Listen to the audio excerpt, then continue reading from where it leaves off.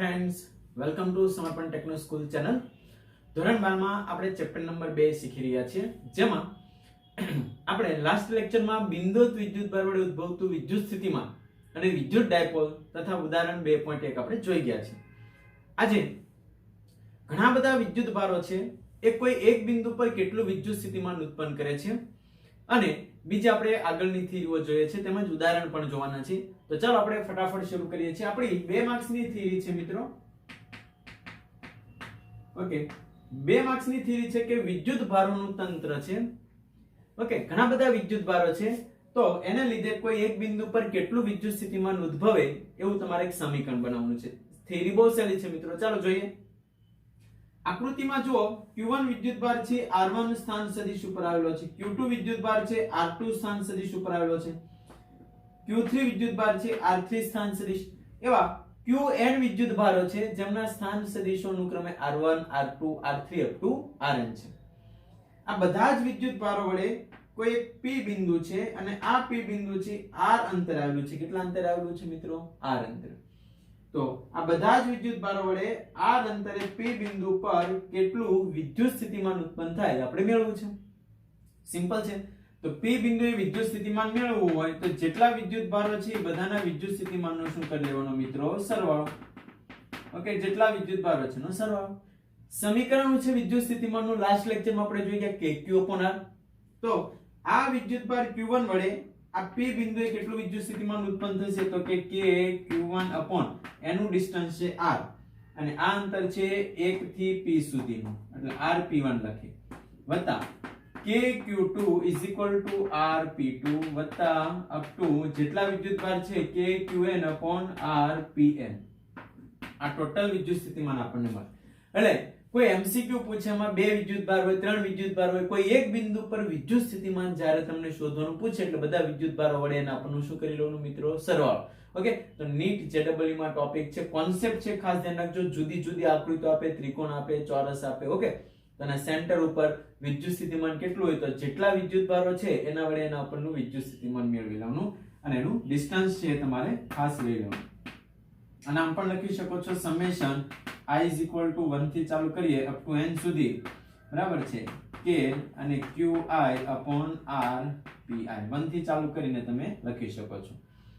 Okay, તો આ આપણા કુલ વિદ્યુતભાર વડે મળતા વિદ્યુત સ્થિતિમાનનું સમીકરણ છે। જ્યાં તમને કોઈ પૂછે કે RP1 કેટલું ડિસ્ટન્સ છે, તો કે R1 થી R સુધીનું, એટલે આપણે લખીએ છીએ R - R1 આપણું ડિસ્ટન્સ થાય। ઓકે, બે વચ્ચે। તો પહેલી થિયરી છે ખૂબ સહેલી છે, બરાબર, સમજવામાં પણ સહેલી છે। આવું આપણે વિદ્યુત ક્ષેત્રનું પણ સમીકરણ મેળવી ગયા છે। ઘણા બધા વિદ્યુતભાર વડે કોઈ એક બિંદુ પરનું વિદ્યુત ક્ષેત્રનું સમીકરણ મેળવો, એટલે આપેલી થિયરી બહુ સહેલી છે। ઓકે, ઘણી બધી બુકમાં અલગ અલગ સમજૂતી આપી હોઈ શકે છે, તમે ફટાફટ આ વ્યવસ્થિત છે, તમને બુક્સમાં ઓલરેડી બુક્સ મળી ગઈ છે, એમાંથી તમે જોઈ શકો છો, અથવા તો એમાં કોઈ ભૂલ હોય તો તમે સુધારી અને વ્યવસ્થિત લખી શકો છો। ત્યારબાદ જે છે એ આપણે આગળની થિયરીમાં જોઈએ છીએ। ઓકે મિત્રો, આજે ટોપિક આપણે લખ્યો છે એના આધારિત આપણે એક ખાસ એક નોંધ લખવાની છે। આ સમીકરણ તો આપણે મેળવી લીધું છે, આ ટોપિકની નીચે આપણે એક નોંધ લખીને આપેલી છે, એ ખાસ તમે જોઈ લેશો। અને ગોળીય કવચ હોય મિત્રો, નોંધ MCQ માટે જરૂરી છે, એટલે ખાસ ધ્યાન રાખજો। સ્વાધ્યાયમાંના દાખલા પણ છે। ગોળીય કવચ, ઓકે, ગોળીય કવચની અંદર અને બહાર વિદ્યુત સ્થિતિમાન કેટલું હોય એવું આપણને પૂછે। સમજો કે આ ગોળીય કવચ છે, બધો જ વિદ્યુતભાર છે સપાટી પર હોય છે, રેડી? તો સપાટી પર વિદ્યુત સ્થિતિમાન કેટલું છે પહેલો ક્વેશ્ચન પૂછે। સપાટી પર, સપાટી પર એટલે કે સમજો કે આ જે ડિસ્ટન્સ છે એ આપણે લઈએ 4, તો સપાટી પર એટલે આ ડિસ્ટન્સ ઉપર વિદ્યુત સ્થિતિમાન થશે V સરફેસ એટલે સપાટી ઉપર = K ટોટલ વિદ્યુતભાર જે આપ્યો છે ને કેપિટલ Q લખી અને R ડિસ્ટન્સ। ઓકે, બીજું સપાટીની અંદર, સપાટીની અંદર મિત્રો, સપાટીની અંદર કોઈ વિદ્યુતભાર નથી, ખાસ ધ્યાન રાખજો, વિદ્યુતભાર શૂન્ય છે। ઓકે, એટલે વિદ્યુતભાર શૂન્ય હોય એટલે વિદ્યુતભારને અહીંયા અંદર જવા વિદ્યુતભાર નથી એટલે એને કાર્ય ન કરવું પડે મિત્રો, ખાસ ધ્યાન રાખજો, આના પર વર્ક કેવું છે 0। ઓકે, તો સપાટી ઉપર સપાટીની અંદર કોઈ વિદ્યુતભાર નથી, કુલ વિદ્યુતભાર એની અંદર સપાટી ઉપર છે, અંદરની સપાટી ખાલી છે, એટલે વિદ્યુતભારને અહીંયાથી જવું હોય એટલે કાર્ય કરવું પડશે નહીં. આપણે કાર્યનું સમીકરણ શીખી ગયા છે, વિદ્યુત ક્ષેત્રની વિરુદ્ધ કરવું પડતું કાર્ય, એટલે વિદ્યુતભાર નથી એટલે એમાં વિદ્યુત ક્ષેત્ર પણ નહીં હોય. ઓકે, પણ અંદર જે વિદ્યુત સ્થિતિમાન છે અચળ છે, એટલે સપાટી પર જેટલું હોય ને એટલું જ સપાટીની અંદર તમને વિદ્યુત સ્થિતિમાન જોવા મળશે. મિત્રો જે સપાટી પર હોય એના જેટલું જ, એટલે વિદ્યુત સ્થિતિમાન છે ને એ અચળ છે, જેટલું સપાટી પર હોય એટલું સપાટીની અંદર છે. ઓકે, r ડિસ્ટન્સ ઉપર હોય બહારના અંતરે, તો v વિદ્યુત સ્થિતિમાન બહાર એટલે બહારની બાજુએ કેટલું છે તો કે kq r ડિસ્ટન્સ, એટલે r ડિસ્ટન્સ ઉપર આપણને મળશે. રેડી? એટલે આનો ગ્રાફ તમે દોરવા જાવ, તો ગ્રાફ અંતર વિરુદ્ધ તમે ગ્રાફ દોરશો આનો, તો વિદ્યુત સ્થિતિમાન છે એ સપાટી એટલે કેન્દ્રથી r ડિસ્ટન્સ સુધી સરખું હશે, ત્યારબાદ 1/r પ્રમાણે ઘટતા મૂલ્યનું મળશે. ઓકે, કારણ કે સપાટીની અંદર અને સપાટી પર એક સરખું વિદ્યુત સ્થિતિમાન અચળ જોવા મળશે. આ ટોપિક છે એ નોંધ માટે આપણે લખેલો છે, જેને તમે ખાસ સમજી અને ટેક્સ્ટ બુકમાં પણ આપેલો છે, તો આ ટોપિક તમારે લખવાનો છે. ઓકે મિત્રો, આપણો પછીનો ક્વેશ્ચન જે છે એને જોતા તમને લગભગ 50% તો ખ્યાલ પડી જ જશે કે સમસ્થિતિમાન પૃષ્ઠ એટલે શું. પૃષ્ઠ એટલે સપાટી, સમસ્થિતિમાન એટલે સ્થિતિમાન એટલે વોલ્ટેજ V, વિદ્યુત સ્થિતિમાન. તો જે સરફેસ ઉપર વિદ્યુત સ્થિતિમાન એક સરખું હોય એ સરફેસના દરેક બિંદુએ વિદ્યુત સ્થિતિમાન કેવું મળતું હોય મિત્રો? એક સમાન. તેને આપણે કેવું કહીએ છીએ? સમસ્થિતિમાન પૃષ્ઠ કહીએ છીએ. કેવું પૃષ્ઠ? સમસ્થિતિમાન પૃષ્ઠ. બરાબર છે? ફરીથી કહું છું કે જે પૃષ્ઠના દરેક બિંદુએ, તો આપણે વ્યાખ્યા લખી શકો છો, જે પૃષ્ઠ એટલે સપાટી, જે પૃષ્ઠના દરેક બિંદુએ વિદ્યુત સ્થિતિમાન સમાન મળે અથવા તો હોય તેને આપણે કેવું પૃષ્ઠ કહીએ છીએ મિત્રો? સમસ્થિતિમાન પૃષ્ઠ કહે છે. ઓકે, સમસ્થિતિમાન પૃષ્ઠ કહે છે. ઓકે, તો આપણે એક સમજીએ કે સમજો કે કોઈ ધન વિદ્યુતભાર છે, એનાથી r ડિસ્ટન્સ ઉપર એક આપણે પૃષ્ઠ બનાવી મિત્રો. ઓકે, તો ધન વિદ્યુતભારથી r અંતરે બધી જ સરખી બાજુ એક સરખા અંતરે છે, તો એક સરખા અંતરે આ દરેક બિંદુ ઉપર જેટલા પૃષ્ઠના દરેક બિંદુ છે એક સરખા અંતરે છે, એટલે આપણને વિદ્યુત સ્થિતિમાન કેટલું મળે? તો આપણે લખી શકીએ છીએ કે ધન વિદ્યુતભારથી r અંતરે વિદ્યુત સ્થિતિમાન કેટલું મળે? v બરાબર kq જે ત્રિજ્યા છે r. ઓકે, આ સ્થિતિમાન એટલે દરેક બિંદુએ વિદ્યુત સ્થિતિમાન કેવું હશે? એક સરખું. ઓકે, અને આ પૃષ્ઠના દરેક બિંદુએ વિદ્યુત સ્થિતિમાન સરખું હોય તો વિદ્યુત સ્થિતિમાનનો તફાવત પૂછવું. કોઈ બે બિંદુ વચ્ચે તફાવત કેવો હશે? તો કે તફાવત 0 હશે. ઓકે, તો વિદ્યુત સ્થિતિમાન મિત્રો ત્યાં એક સરખા બિંદુએ એક સરખું જ મળે છે આપણને. ઓકે, આ પહેલું પૃષ્ઠ દોર્યું છે, આપણે આને નામ આપી શકીએ છીએ, આ જે છે એને આપણે કહીએ છીએ પૃષ્ઠ. ઓકે, આનાથી કોઈ થોડાક દૂરના અંતરે એક આપણે બીજું પૃષ્ઠ બનાવીએ, તો આ સમજો આપણે બીજું પૃષ્ઠ બનાવ્યું છે. ઓકે, જોઈ લેશો તમે આ પૃષ્ઠ, બીજું પૃષ્ઠ. તો પહેલું પૃષ્ઠ 1 છે અને બીજું પૃષ્ઠ આપણે દોર્યું, એનું નામ આપણે પૃષ્ઠ 2 છે. પૃષ્ઠ 2 એ દૂરના અંતરે છે. પૃષ્ઠ 2 ના દરેક બિંદુ પર વિદ્યુત સ્થિતિમાન સમાન હશે, પણ પૃષ્ઠ 1 અને પૃષ્ઠ 2 વચ્ચે વિદ્યુત સ્થિતિમાન સરખું નથી. ફરીથી સમજો, એક સરખા અંતરે આવેલા બિંદુએ વિદ્યુત સ્થિતિમાન એક સરખું મળે, એટલે પૃષ્ઠ 1 ના દરેક બિંદુએ સમાન હોય. પૃષ્ઠ 2 ના દરેક બિંદુએ વિદ્યુત સ્થિતિમાન સમાન હશે, કારણ કે ધન વિદ્યુતભારથી સમાન અંતરે છે. પણ પૃષ્ઠ 1 અને પૃષ્ઠ 2 પર વિદ્યુત સ્થિતિમાન સમાન નથી. ઓકે, અને વિદ્યુત ક્ષેત્ર આપણને ખબર છે, ધન વિદ્યુતભારમાંથી વિદ્યુત ક્ષેત્ર રેખાઓ નીકળે છે. રેડી? આવું છે. એટલે વિદ્યુત ક્ષેત્ર હંમેશા આપેલા પૃષ્ઠને લંબ જ હોય મિત્રો. જો સમસ્થિતિમાન પૃષ્ઠને હંમેશા વિદ્યુત ક્ષેત્ર લંબ જ જોવા મળશે. ઓકે, સમાંતર હશે નહીં. અને એકના એક પૃષ્ઠ ઉપર જે છે કોઈ વિદ્યુત ભારને કાર્ય કરવું પડતું નથી, કારણ કે વિદ્યુત સ્થિતિમાન કેવું છે મિત્રો? શૂન્ય છે. ઓકે, તો પૃષ્ઠ એકના દરેક બિંદુએ આપણને શું જોવા મળે છે? વિદ્યુત સ્થિતિમાન. તમે જોશો કે આ એક જ પૃષ્ઠ ઉપર વિદ્યુત સ્થિતિમાન સરખું હોય તો બે બિંદુઓ કોઈ પણ લઈ લેશો, બે બિંદુઓ વચ્ચે વોલ્ટેજનો તફાવત લેશો તો 0 મળે. અહીંયા પણ વિદ્યુત સ્થિતિમાન V છે ને અહીંયા પણ એક સરખા અંતરે V વિદ્યુત સ્થિતિમાન હોય, તેનો તફાવત લેશો તો તમને 0 મળે.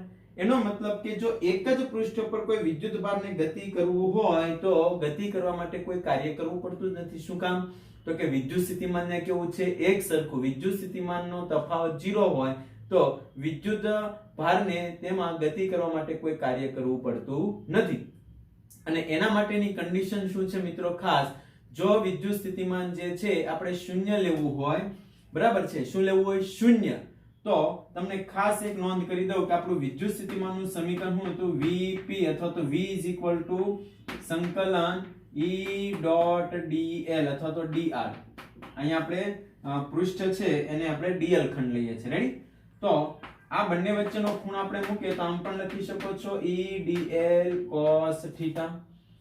જો એક જ સપાટી પર વિદ્યુત સ્થિતિમાન શૂન્ય હોય તો આને આપણે 0 કરી દઈએ મિત્રો. તો આને આમ લખી શકો છો. ખાસ ધ્યાન આપશો, આ બાજુથી ભાગ છે આપણે દૂર કરીએ છીએ, આપણો મળી ગયું છે એટલે. ઓકે, એકના એક પૃષ્ઠ પર વિદ્યુત સ્થિતિમાન લખ્યું છે કે કેવો છે? વિદ્યુત સ્થિતિમાનનો તફાવત શૂન્ય. જો વિદ્યુત સ્થિતિમાન શૂન્ય કરું તો E.dl cos θ લખાય. ઓકે મિત્રો, આ cos θ જેની વેલ્યુ 0 છે, cos θ જેની વેલ્યુ 0 છે તો એ ખૂણો કેટલો હશે? તો આપણને ખબર છે 90 નો ખૂણો. એનો મતલબ કે વિદ્યુત ક્ષેત્ર છે અને આપેલા પૃષ્ઠનો જે ખંડ જે છે આ આપણે સૂક્ષ્મ ખંડ લઈએ. આ dl ખંડ અને વિદ્યુત ક્ષેત્ર છે હંમેશા એકબીજાને લંબ જ હોય. કેવા જોવા મળે તમને? લંબ.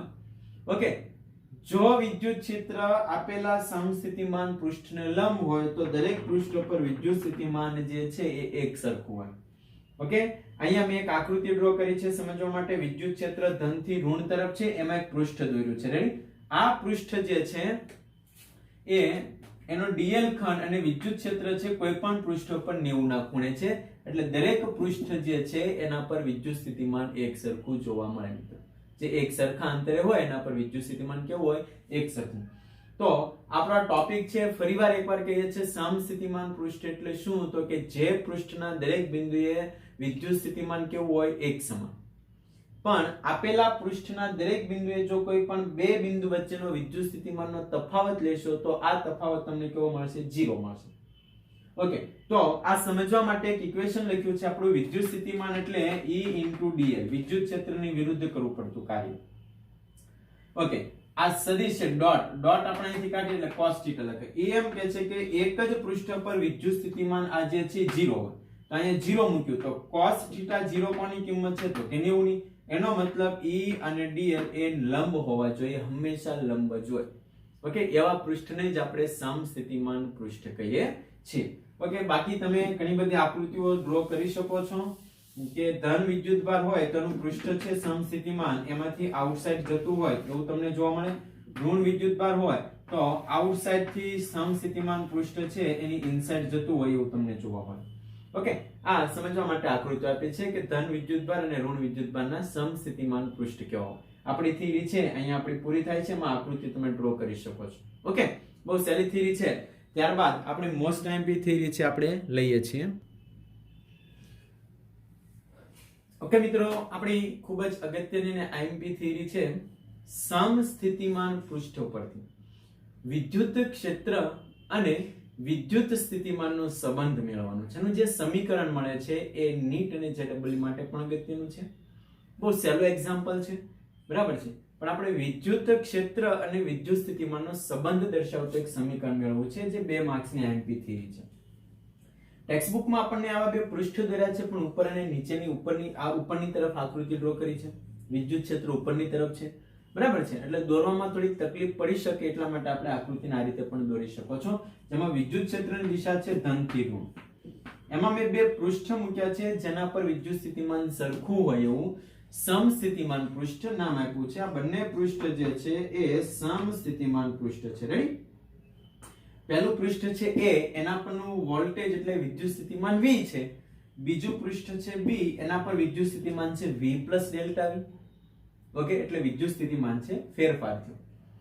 ડેલ્ટા L બંને પૃષ્ઠો છે એકબીજાથી કેટલા ડિસ્ટન્સ ઉપર છે? તો કે ડેલ્ટા L ડિસ્ટન્સ ઉપર છે. ઓકે, હવે આપણે વિદ્યુત ક્ષેત્ર અને વિદ્યુત સ્થિતિમાનનો સંબંધ મેળવવો છે. તો કઈ રીતે મળશે આપણે? તો આપણે એક વ્યાખ્યા જોઈ ગયા છીએ કે વિદ્યુત ક્ષેત્રની વિરુદ્ધ કોઈ વિદ્યુત ભારને તમે લઈ જાઓ તો આપણે તેને વિદ્યુત સ્થિતિમાન કહીએ છીએ. હા કે ના? સંકલન E into D R is equal to voltage V, એને આપણે કાર્ય પણ કહીએ છીએ. ઓકે, તો ફરીથી વિદ્યુત ક્ષેત્રની ડાયરેક્શન છે ધનથી ઋણ, તેનાથી વિરુદ્ધ એટલે B પ્લેટ છે એના પરથી આપણે A પ્લેટ ઉપર કોઈ વિદ્યુત ભારને લઈ જઈએ તો વિદ્યુત ક્ષેત્રની વિરુદ્ધ જાવ છો, તેના પર કેટલું કાર્ય કરવું પડે? આ કાર્ય એટલે જ તે બિંદુ પાસેનું વિદ્યુત સ્થિતિમાન. તો A અને B વચ્ચેનું વિદ્યુત સ્થિતિમાન કેટલું હોય? તો આપણે એને લખીએ છીએ VA VB, એટલા બંને વચ્ચે કરવું પડતું કાર્ય. એકમ ધન વિદ્યુત ભારને B થી A સુધી લઈ જવો છે તો આ E into dl, આપણને ખ્યાલ છે E અને dl હંમેશા લંબ જ હોય. સપાટી અને વિદ્યુત ક્ષેત્ર હમણાં જ આપણે આગળ શીખ્યા એકબીજાને લંબ હોય. ઓકે, A પાસે વિદ્યુત સ્થિતિમાન છે V માઈનસ અહીંયા V plus delta V is equal two E dot dl.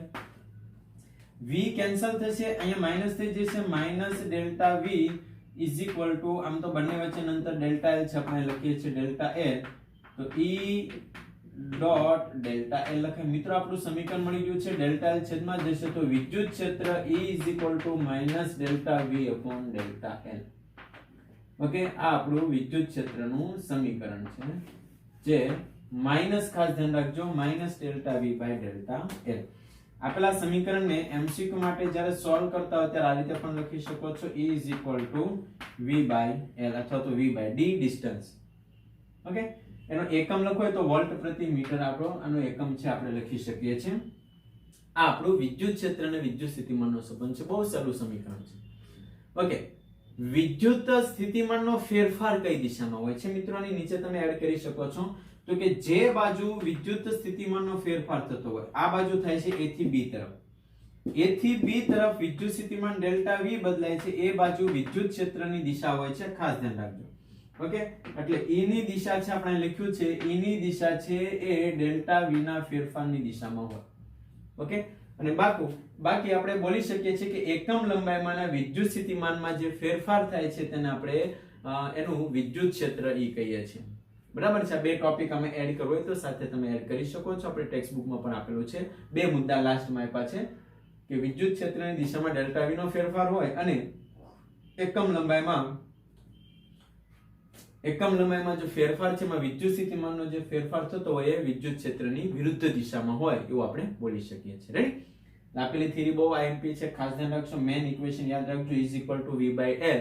આનો આપણે ઘણો બધો ઉપયોગ આગળ જતા કરવાના છે. જ્યારે હું કહું કે વિદ્યુત ક્ષેત્ર અને વિદ્યુત સ્થિતિમાનનો સંબંધ, એટલે તમારા બોલવાનું છે is equal two V by L. જે ડબલ નીટનો MCQ કોઈ આવે તો આ ટાઈપની તમને થિયરીમાં આપ્યો કે is equal to minus delta V by delta L. એમાં વિદ્યુત સ્થિતિમાન તમને આપ્યું હોય એની કિંમત મૂકી અને લંબાઈ x અક્ષ કે y અક્ષ કે z અક્ષ, આ લંબાઈ છે x અક્ષ, y અક્ષ, z અક્ષ લઈ શકો છો. એની સાપેક્ષે તમારે વિકલન કરવાનું છે x અથવા તો y અથવા તો z. અને વિદ્યુત ક્ષેત્ર છે તમારે મેળવવાનું છે કે x દિશામાં કેટલું હોય, y દિશામાં કેટલું હોય અને z દિશામાં. ઓકે, એટલે થિયરી ખૂબ IMP છે. વ્યવસ્થિત સમજી વિચારીને સોલ્વ કરજો. A થી B વિરુદ્ધ લઈ જવું છે, B થી A તરફ, અને વિદ્યુત ભાર ઉપર જે કાર્ય કરશું એનું વિદ્યુત સ્થિતિમાન કહીએ છીએ. રેડી? ત્યારબાદ આપણે આગળનો પોઈન્ટ જે છે એમાં જઈએ છીએ. ઓકે મિત્રો, આપણે હવે જે ટોપિક જોઈએ છે સ્થિતિ ઉર્જાના આધારિત છે. ઓકે, બે વિદ્યુત ભારનો એક તંત્ર બનાવીએ તો અહીંયા વિદ્યુત ભાર સ્થાપિત કરવાની સ્થિતિ ઉર્જા કેટલો, એટલે બે વિદ્યુત ભાર. ત્યારબાદ આપણું એક આવે છે તંત્રની સ્થિતિ ઉર્જા મેળવો, અને એનું એક્ઝામ્પલ છે. એટલે તંત્રની સ્થિતિ ઉર્જા છે એ મેં તમને જે મટીરીયલ PDF આપ્યું છે એમાં લખેલું છે. આ ટોપિક લખેલો નથી તો તમે એમાં સાથે એડ કરી દેજો. 3 માર્ક્સની થિયરી, આની પછીની જે 3 માર્ક્સની થિયરી પૂછી શકે છે.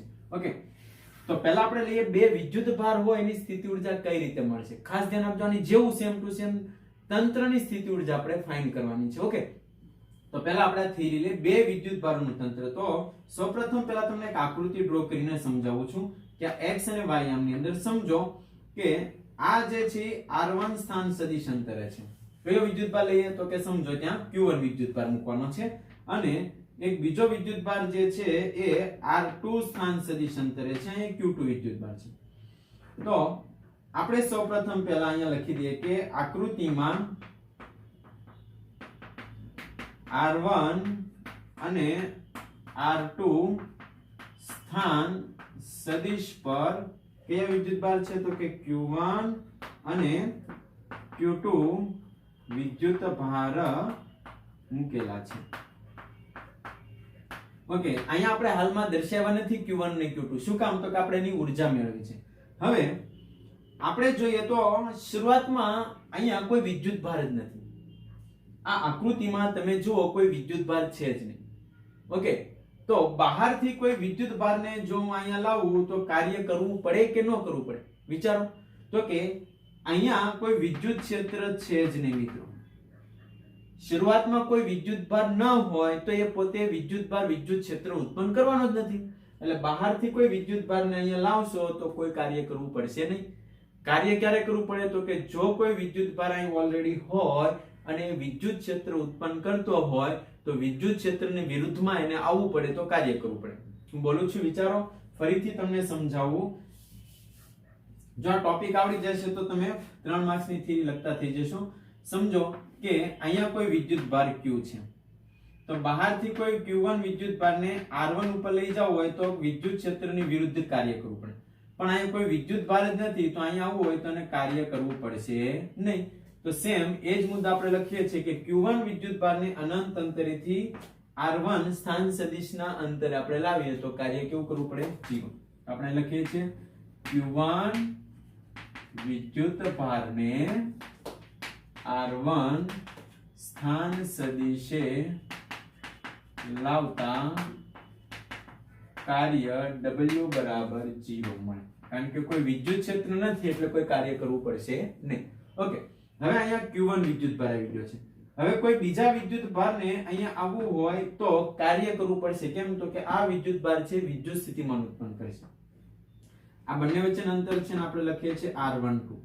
તો આ વિદ્યુતભાર અહીંયા વિદ્યુત સ્થિતિમાન ઉત્પન્ન કરે એટલે q1 વિદ્યુતભાર r12 અંતરે કેટલું વિદ્યુત સ્થિતિમાન ઉત્પન્ન કરશે તો આપણે લખીએ છીએ q1 વિદ્યુતભાર r12 સ્થાન સદિશ અંતરે વિદ્યુત સ્થિતિમાન કેટલું ઉત્પન્ન કરે તો કે વિદ્યુત સ્થિતિમાન v1 is equal to k q1 વિદ્યુતભાર ઉત્પન્ન કરે છે r12 સ્થાન સદિશ અંતરે. ઓકે, હવે બહારથી કોઈ q2 વિદ્યુતભારને અહીંયા લાવવો છે એટલે એના પર કાર્ય કરવું પડશે. કેટલું કાર્ય કરવું પડે તો કે આના વિદ્યુત સ્થિતિમાનની અંદર એને આવવું હોય તો કાર્ય કરવું પડે. તો અહીંયા આપણે લખીએ છીએ q2 વિદ્યુતભારને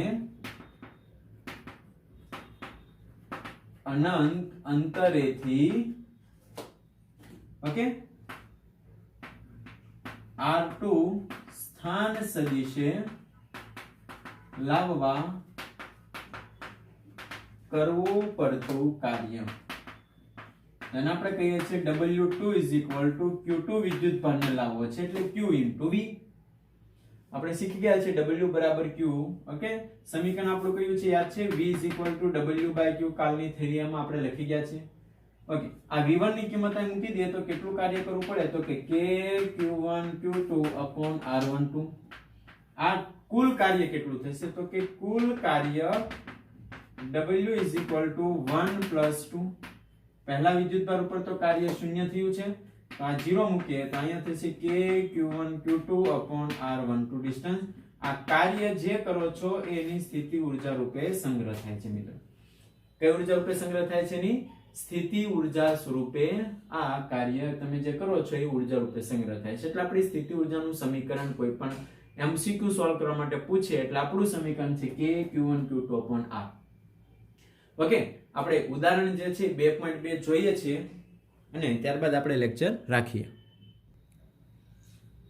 ઓકે મિત્રો, ઉદાહરણ નંબર 2.2 આપણને સમજાવે છે એના પર ધ્યાન ફોકસ કરીએ કે બે વિદ્યુતભાર છે 3 × 10⁻⁸ કુલમ અને બીજો વિદ્યુત ભાર છે -2 × 10⁻8 કુલમ. આ બંને વિદ્યુત ભારો છે એ એકબીજાથી કેટલા ડિસ્ટન્સ ઉપર છે તો કે 50 સેન્ટીમીટર એટલે 15 સેન્ટીમીટર દૂર છે બંને વિદ્યુત ભારો. ઓકે, તો આપણને પૂછ્યું છે કે કયા બિંદુએ વિદ્યુત સ્થિતિમાન શૂન્ય મળે, કયા બિંદુએ વિદ્યુત સ્થિતિમાન શૂન્ય મળે. તો સમજો કે બંને વિદ્યુત ભારોની વચ્ચેનું જે બિંદુ છે P ત્યાં આપણે વિદ્યુત સ્થિતિમાન શૂન્ય મળે છે. ઓકે, તો કુલ વિદ્યુત સ્થિતિમાન આના વડે આના પર, આના વડે આના પર. સમજો આ ડિસ્ટન્સ x હોય તો આ ડિસ્ટન્સ આનાથી કેટલું હશે 15 - x હશે. ઓકે, તો P બિંદુએ વિદ્યુત સ્થિતિમાન કેવું છે? P બિંદુએ વિદ્યુત સ્થિતિમાન કેવું મળે મિત્રો? શૂન્ય મળે. તો એના માટેની કન્ડિશન છે v v1 + v2. આનું આના પરનું અને આનું આના પરનું. આપણે ખ્યાલ છે હમણાં શીખી ગયા તંત્રનું વિદ્યુત સ્થિતિમાન.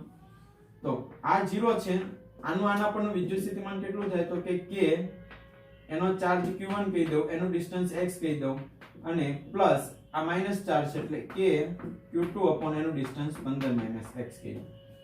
ઓકે, આ બેને સામસામે લઈ જાય એટલે આ થશે kq/x થશે અને આ થશે kq2/15 - x થશે. k કેન્સલ કરીએ. q1 ચાર્જ આપ્યો છે 3 × 10⁻8 છેદમાં x અંતર. અહીં માઈનસ એટલે મૂક્યું છે કારણ કે આ વિદ્યુત ભારનું મૂલ્ય માઈનસ છે. q2 ચાર્જ આપણને આપ્યો છે 2 × 10⁻8 છેદમાં 15 - x. 8 કેન્સલ થશે મિત્રો. ઓકે, અને આ બાજુ લઈ જાય, આના બાજુ લઈ જાય એટલે આ 15 તેરી 45 થશે, -3x થશે. આ બાજુ જાય એટલે 2x થશે, આ સામેની બાજુ જશે એટલે 5x. ઓકે, તો આ આપણું થશે 45 = 5x. 9 × 5 = 45 થશે એટલે x = 9 સેન્ટીમીટર ડિસ્ટન્સ. ધન વિદ્યુત ભારથી x = 9 સેન્ટીમીટર ડિસ્ટન્સ ઉપર આપણને વિદ્યુત સ્થિતિમાન શૂન્ય હોય એવું જવાબ મળે. ઓકે, એનાથી ઓછા અંતરે વિદ્યુત સ્થિતિમાન શૂન્ય હોય એવી કોઈ શક્યતા નથી. ઓકે, આ બંનેને જોડતી જે રેખા છે સમજો કે આ રેખા પર અહીંયા P બિંદુએ છે. ઓકે, બંને વિદ્યુત ભારની અક્ષ ઉપર. તો કન્ડિશન બદલાવી શકો છો, બંને વિદ્યુત ભારની અક્ષ પર વિદ્યુત સ્થિતિમાન શૂન્ય કરવું છે. તો આનાથી x અંતરે લઉં છું. હવે અંતર બદલાવીએ છે, ખાસ ધ્યાન આપજો. આનાથી x અંતરે હોય તો અહીંયાથી 15 + x અંતરે થશે. તો v = v1 + v2. આ તો 0 છે. v1 કેટલું થશે આનાથી ટોટલ p બિંદુ પર? તો kq1/15 + x kq2 આનાથી x અંતરે છે. માઈનસ એટલે કારણ કે આ વિદ્યુત ભાર માઈનસ છે. આ બેને સામસામે લઈ જઈએ 15 + x q2/x. k બે બાજુથી નીકળી જશે. q1 ની વેલ્યુ આપણને આપી છે 3 × 10⁻8 છેદમાં 15 + x. q2 ની વેલ્યુ આપી છે 2 × 10⁻8 છેદમાં x. ઓકે, 8 કેન્સલ કરીએ, આના બાજુ જશે એટલે 3x 15 × 30 + 2x. આ બાજુ જશે એટલે કેટલા અંતરે થશે મિત્રો? આ x = 30. ઓકે, ધન વિદ્યુત ભારથી પૂછે તો 15 અને આ ડિસ્ટન્સ કેટલું મળ્યું? 30. તો ધન વિદ્યુત ભારથી કેટલું થાય? ધન વિદ્યુત ભારથી ડિસ્ટન્સ થાય 30 + 15 = 45 સેન્ટીમીટર ડિસ્ટન્સ ઉપર થાય. જો ધન વિદ્યુત ભારથી ટોટલ પૂછે તો. દાખલો બહુ સહેલો છે. નીટ જેડબલઈ માં આ ટાઈપનો કોન્સેપ્ટ હોય છે, સોલ્વ કરો ત્યારે ખાસ ધ્યાન આપશો. આજે આપણે અહીં સુધી રાખીએ છીએ. થેન્ક યુ ટુ વોચ સમર્પણ techno school channel. Welcome to physics.